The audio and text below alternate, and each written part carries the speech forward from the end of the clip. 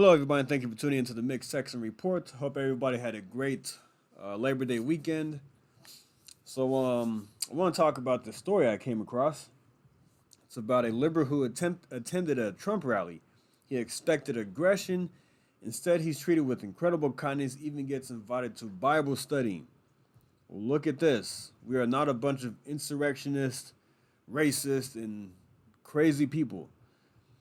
Check this out. Self-described liberal Samuel Donner on Tuesday told Fox and Friends he attended a recent rally for former President Donald Trump to see if he could make friends and establish a common ground.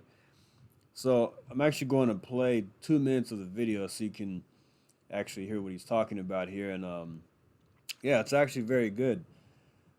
Once people get to know us and they go to these rallies and they see we're normal, hardworking, kind people, most of us are, then they're in for a pleasant surprise compared to the media narrative. So let's check this out. I'm going to play about 2.5 minutes of it. Welcome back. Our next guest is a liberal who is going viral for reaching across the aisle to make new friends at a Trump rally. I'm a liberal, and I went to a Trump rally to see if there was common ground. Going in, I was expecting aggression, but I actually experienced a lot of kindness. Do you want to be friends? Of course. Loved everybody. Sure. I'm gonna get a hug. Sure. Yeah. Yes. That last clip was Holly, and she invited me to a women's Bible study, so Malik and I went. This is Samuel, one of Holly's Hello. friends. And again, we experienced incredible kindness. They're a fun group of people. I'm a liberal, and I went. TikTok user 100 New Friends, a.k.a. Samuel Donner, joins us right now from LA. Samuel, good morning to you. Good morning. How you doing? I'm doing okay.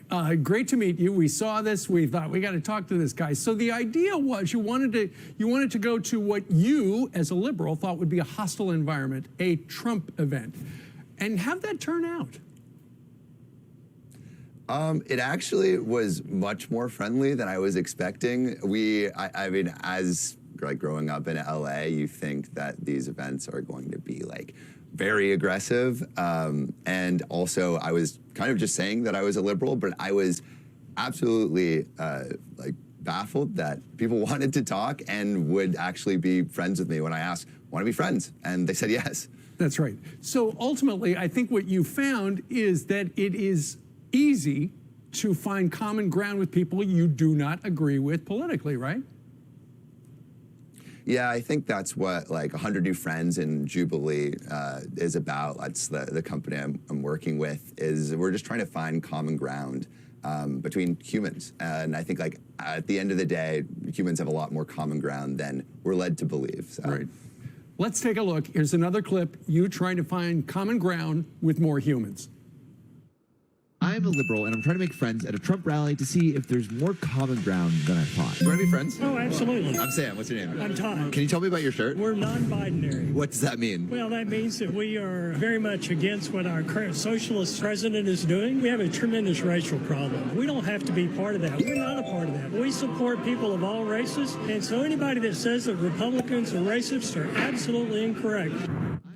So Samuel, after you made these videos, have you told your friends, hey, you know, I went to this Trump rally and people were friendly, and what has their reaction been?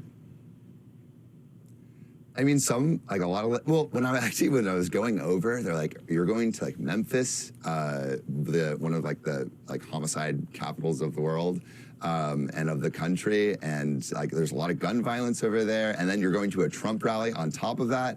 It seemed fairly scary, and I think that's honestly what I wanted to test. Like, can I go into what I thought was the most hostile environment I could? But when I went, I told them like it was actually fairly friendly, and I think again, like it's just about starting those conversations. Right. If you can start those conversations, you can actually understand where that common ground is, where it starts, and maybe where it ends. And even where it ends, you can discuss with each other, like, hey, like let's find that common ground. But you've got to start the conversation, and that's what you did by going there. I think going in, Samuel, you probably thought, you know what, I'm going to ask 100 people. I'll probably get 2 people who said, yeah, I want to be your friend. 40? So that was a little bit longer than I expected. But anyway, I meant to play about 2.5 minutes, but I went a little bit longer. But he found that people were very friendly, very welcoming, and he even said that he was invited to Bible study at the end of this video. He was invited to Bible study, and he went with his friend and had a great time. And so the thing is that, look, I've been to a Trump rally before, and I've made this known. I am a black and Guatemalan Republican. I'm not a racist. I will not be a part of a group that are a bunch of racist insurrectionists. You know, yes, there were some people who got a little crazy on January 6th, but that was a small percentage of people that were there. I went to a Trump rally back in 2019. It was about 18,000 people that filled up that the arena, and I had a great time. I was in line for a very long time waiting outside before the rally started. People were giving me snacks, letting me, giving me water and stuff like that, having great conversations. It's like everybody was friends with each other. It's like we all knew each other, So we got inside the rally. It was a great environment. Music was playing. People were dancing, laughing, and, taking pictures with each other. There was no violence or anything like that, So it's easy for people to, if they only see one side of this. This guy lives in LA, and he sees one side. He sees that the media calls us a bunch of insurrectionists, we're violent people. And it doesn't help when Biden goes on TV and says, the MAGA Republicans, the MAGA group, blah, blah, the extremists. We're not a bunch of extremists. I've never met one Republican/Trump supporter, conservative, who is a racist. Matter of fact, a lot of them that I know are minorities, who are conservative, Republicans or Trump supporters, whatever you want to call it. And the white people that I know who are Republicans are very, very good people, very kind people. And look, we just want some common ground. We don't want these extreme radical ideas in our country. We just want to find some common ground, law and order, constitutional judges, business-friendly environments, lower taxes. That's all we want. We don't want, we want a strong, powerful military to defend ourselves. We want a strong southern border. That's what we want. We don't have these far right racist ideologies. That's the misconception that a lot of liberals get about us. As Dan Bongino says often, we think Democrats are people with bad ideas, and a lot of times they think we're bad people with ideas. We're not bad people. We don't see Democrats that way. We just think that there is a better way to do things than their ideas, and we want to talk about that. Okay, this is why our ideas will work better for our country than your ideas, So, it brings me to my next article here. I actually remember this happening. Longtime Democrat whose viral essay praises supporters of President Trump said she had to turn off Facebook reviews after leftist attacks. That's the thing. A liberal says they go to a Trump rally, they find out that we're not bad people, they say something good about us, and then they get attacked by their own party. People are within their own party. And she became an independent. I remember this woman. I'm going to read a little bit here from the Blaze. In her essay, she described herself as one of those Democrats who consider anyone who voted for Trump a racist. I thought they were horrible, yes, even deplorable, and worked very hard to eliminate their voices from my spaces and unfriending or blocking people who spoke about their support of him. However minor their comments. But she began observing the vitriol coming from leftist circles, and it began to disturb her. And when she started peering to the other side of the aisle, she found herself surprised. The more voices outside the left I listened to, the more I realized that these were not bad people.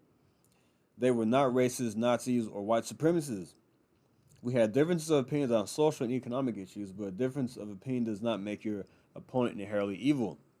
And they could justify their opinions using arguments rather than shouting and ranting I saw coming from my side of the aisle. That's the thing. We like to debate with facts and data why this is a better idea, why cutting taxes benefits the middle class, why we need a strong military, why we need border security, because we can look at us going on the southern border, and this is why it is bad for our country to have an open border. We have all these people coming in. We need to vet them first. Yes, we do have drug dealers and rapists coming over here. I can point out many stories showing that some illegal aliens do come here and they commit crimes on our grounds. So those are just facts. Those are arguments why we need to do certain things to protect our country. It's not because we're racist. And so once they listen to us and understand where we're coming from, they find out we're great people. So I don't know if you remember this story here. Matt Damon. Matt Damon, he's playing a movie. He was playing an oil rigger, a conservative oil rigger. He had to spend time in Oklahoma with actual conservatives and Trump supporters to get a feel for their lifestyle.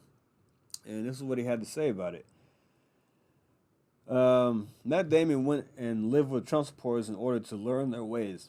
The movie basically is a spin on the Amanda Knox story because Hollywood can't seem to come up with anything new or fresh these days. While Damon was sequestered with the enemy, he discovered something unbelievable. Trump supporters are actually human. Yes, we're human beings. Matt Damon, a professional actor, needed to live with Trump supporters to get the roll down. In a news conference of the premiere of Stillwater in France in the Cannes Film Festival, Damon said he spent an absolutely critical amount of time with MAGA folk. His conclusion: they don't apologize for who they are, but they were still wonderful to us. Sure, they had goatees and sunglasses and sang strange church songs, but they were somehow human beings. Being invited to their homes into a backyard barbecue, a guitar comes out, and they start singing church songs. It's a very specific place, and very different to where I grew up. It was really eye-opening for me. I mean, that's the thing. This article continues, eye-opening. These people are nuts, and they prove every single day why they should not be speaking on any matters that involve or impact everyday Americans. Yes, that is so true. These celebrities are so out of touch. They have no clue what is going on in middle America. You go to Oklahoma, you go to Missouri, you go to places like Idaho, you see hardworking people, you see farmers, you see people working on oil rigs, a lot of blue collar workers in places like this, So, and you find out they're just, for the most part, good people making an honest living, supporting their families, going to church, like you said, backyard barbecues. And these people don't apologize for who they are. I don't apologize for who I am. I don't apologize for being a Trump supporter or a conservative. If you ask me what I am, I will let you know what I am. I don't hide it. So I'm very proud of who I am. And I'm not ashamed to say that I am a conservative. I think our ideas are the better of the two ideas for this country, but I'm not saying that we can't find some common ground where everybody can be happy, We can find some middle ground there. And I think most Democrats are good people. A lot of people just don't have the truth, like this young guy who went to this Trump rally. He is only been given one side of the story. So if we had an honest media and we didn't have such hatred coming from the other side to the right, labeling us as insurrectionists and racists and things like that, and bashing anybody who's a minority that happens to be a Trump supporter, if you just went in things with an open mind, you would see that we're not a bunch of lunatics.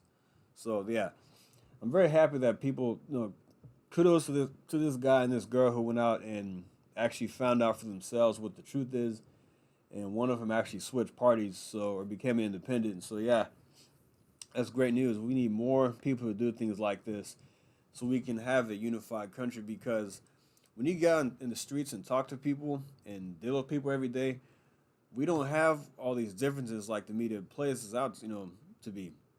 That we're, on the verge of a civil war and right versus left. No. I get along with people I come across every single day, no matter what party they're in. No matter what state I go to, I get treated with respect. If I'm respectful to you, you're respectful to me. Just don't cross the line with my, don't disrespect me, call me names, don't physically assault me. We're good. We can have a conversation. We can have a glass of wine. We can have a glass of beer. We can talk and we can conversate about various issues. Even if we don't talk politics, we can just have a good time. Like before, I used to go to sporting events. I've stopped going to them for obvious reasons. I stopped watching the NBA because they went too far to the left. They exposed themselves with the BLM on the courts and the slogans on the back of the jerseys. I've been to plenty of basketball games. Everybody's having a great time. You don't know if the person next to you is a Democrat or Republican or is apolitical. You got to have a good time and watch the game, and that's it.